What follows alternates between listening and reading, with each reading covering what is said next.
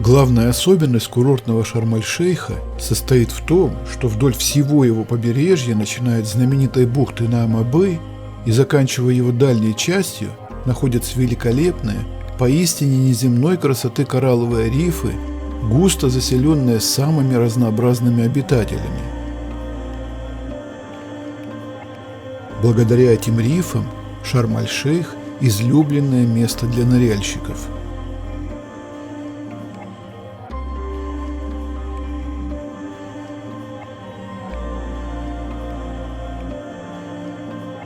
В мае 2015 года мы жили в расположенном в дальней части Шарм-эль-Шейха отеле с громким и одновременно стандартным египетским названием «Ренессанс Golden View Beach Resort». Известно, что этот отель находится в непосредственной близости от бухты и сайта Рас Умсит, которые знаменитый исследователь моря Жак-Ив Кусто включил в список 10 лучших дайв-сайтов мира.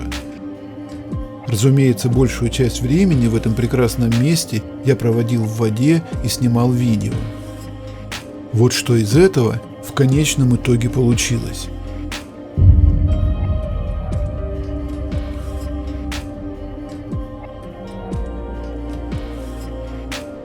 От первого знакомства с подводным миром этого замечательного места буквально захватывает дух.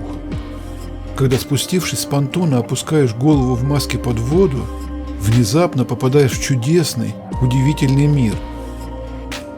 Загипнотизированный его фантастической красотой, я несколько раз ловил себя на мысли, что забываю сделать вдох.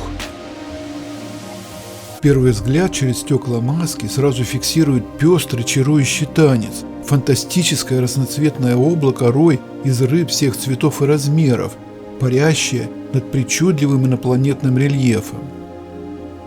От удивления и крайней необычности картины, некоторое время практически лишенной способности двигаться, завороженно наблюдаешь за этим грандиозным броуновским танцем жизни, и после непродолжительного созерцания этой феерической картины невольно погружаешься в медитативное состояние. А еще через некоторое время расслабленным сознанием начинаешь различать детали. Вот взгляд фиксирует маленьких рыбок-хромисов, имеющих очень забавную и, как мне показалось, трогательную раскраску.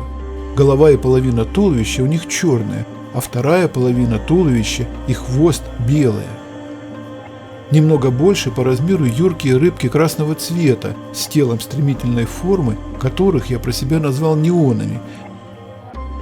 Затем из общей феерии взгляд выхватывает неторопливых, преимущественно желтых рыб-бабочек и рыб-ангелов, отличающихся необыкновенно красивой формой и не менее красивой раскраской.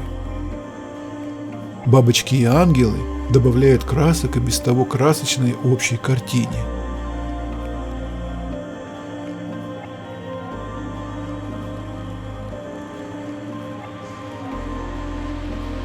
Время от времени я нырял на глубину примерно 6-8 метров и медленно плыл вдоль кипящей жизнью отвесной стены рифа, зачарованно наблюдая за его обитателями.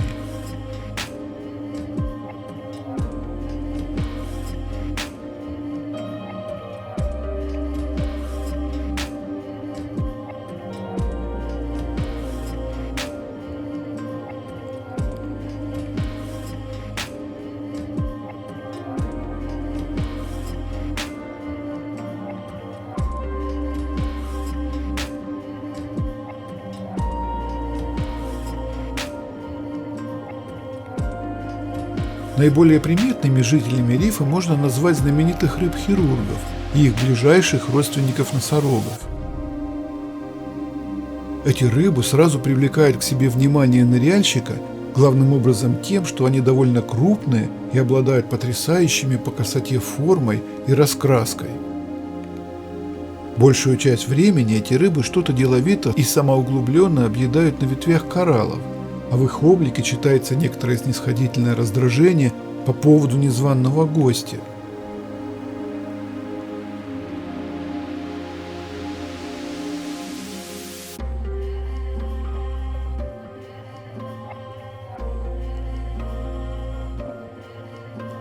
Чуть поодаль от ступеньки рифа на глубине 10-20 сантиметров клубятся небольшие полосатые слегка флуоресцирующие рыбки. Их английское название – рыбы-сержанты. Оригинальное арабское название – абудивдуфы, что означает «хозяева рифа». Абудивдуфы со своеобразным дружелюбием провожали меня на глубину и с радостью встречали на поверхности. Несколько раз встретились мне выплывающие откуда-то из глубоких расщелин рифа серые в крапинку иглобрюхи или пфуферы. Чаще всего они медленно дрейфуют над кораллами, мелко вибрируя полупрозрачными грудными плавниками, обиженно взирая на мир своими круглыми, слегка на выкате глазами. Там же обитают и коричневые в полоску зебросомы. Встречаются на рифе ярко, олиповато раскрашенные всеми цветами радуги губастые рыбы-попугаи с удивленными и слегка глуповатыми физиономиями.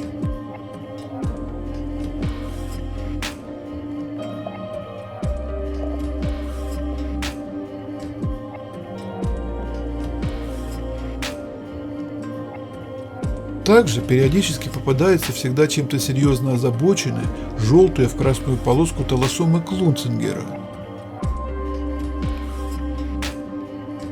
Время от времени в неглубоких расселинах можно увидеть пугливых рыжеватых рыб-белок. Неподалеку от рифа периодически появляется огромная стая серебристых цезий.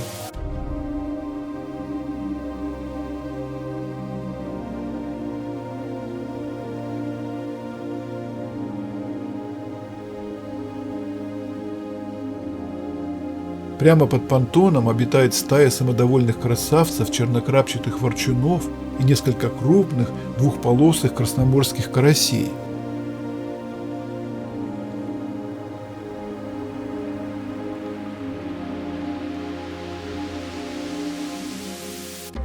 Там же, но немного глубже, можно было встретить крупных кранксов с флуоресцирующими голубыми пятнышками вдоль тела.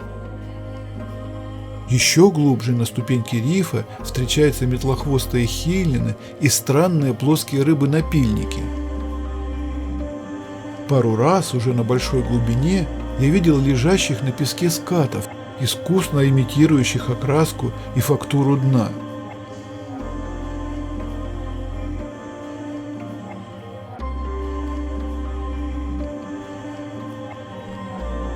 Конечно, нельзя не сказать о кораллах. В подавляющем своем большинстве они бежево-коричневого цвета, однако встречаются розовые и голубые. Форма кораллов самая разнообразная, но мне удалось зафиксировать в памяти лишь несколько их типов. Длинные, расширяющиеся кверху округлой формы пальцы, ветки, напоминающие зимние кусты без листьев, а также большие неправильной формы шары, покрытые мелким рисунком, напоминающим извилины человеческого мозга.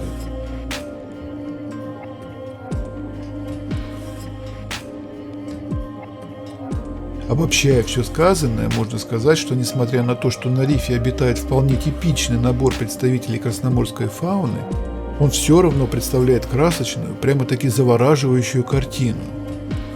Конечно, этот риф не оставит равнодушным ни одного ныряльщика, побывавшего на нем.